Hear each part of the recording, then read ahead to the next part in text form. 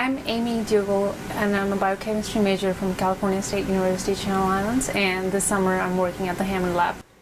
My research is based on looking at cellular response as well as cell behavior in presence of this biopolymer. I'm looking at cell migration as well as cell proliferation and cell death, apoptosis, when these cells are treated with the biopolymer. And I'm doing assays to accomplish those studies. So in the Hammond Lab, we're focused on developing nanomaterials for a wide range of applications ranging from treatment of diseases to regenerative medicine. So Amy's project is really foundational in looking at the interaction of this new polymer that we've developed in the lab with cells. So we want to characterize exactly how this polymer interacts with cells so we can develop new biomaterials based on this polymer. I'm currently doing the BRDU cell growth assay, and I'm doing this assay to understand the cell growth when these cells are treated with PPLG hyaluronic acid grafts. And I'm doing this to really understand the cell growth and response to the biopolymer that has been synthesized by Wade, and really understanding the architecture and the molecular weights of the biopolymers that would be optimum. So I'm conducting the scratch test or the scratch assay, and scratch assays are crucial in cancer studies as well as wound healing.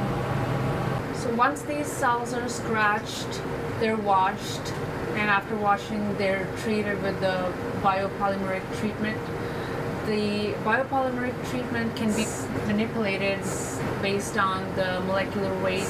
Once the biopolymeric treatment is added to the cell culture, we can visualize whether the biopolymeric treatment inhibits or promotes wound healing in these cells.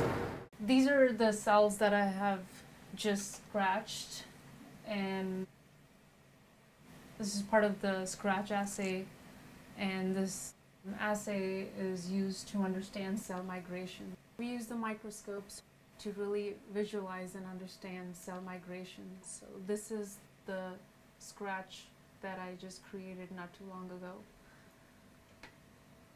We can see other wells as well. Here's a larger wound created. Here's another one.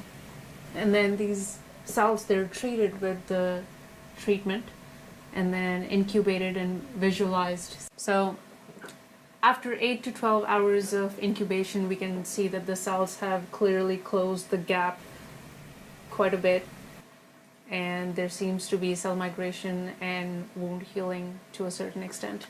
This assay is to study cell migration, and cell migration is an important phenomenon when you're trying to study development maintenance as well as metastasis and invasion in cancer cell lines.